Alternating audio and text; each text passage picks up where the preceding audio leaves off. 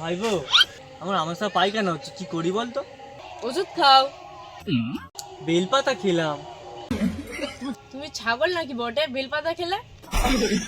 আমাকে কে নজর লাগিয়ে দিয়েছে ভাইপো?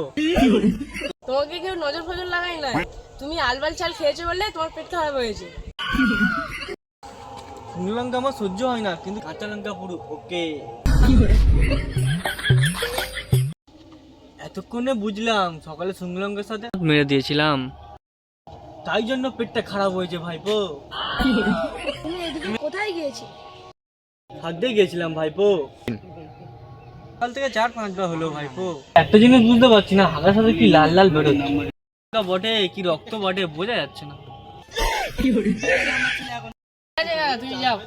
কিন্তু শুকনো লঙ্কা আমার সহ্য হয় না, কিন্তু কাঁচা লঙ্কা পুরো ওকে। খেপা চুদা। মুখ আর করলি না?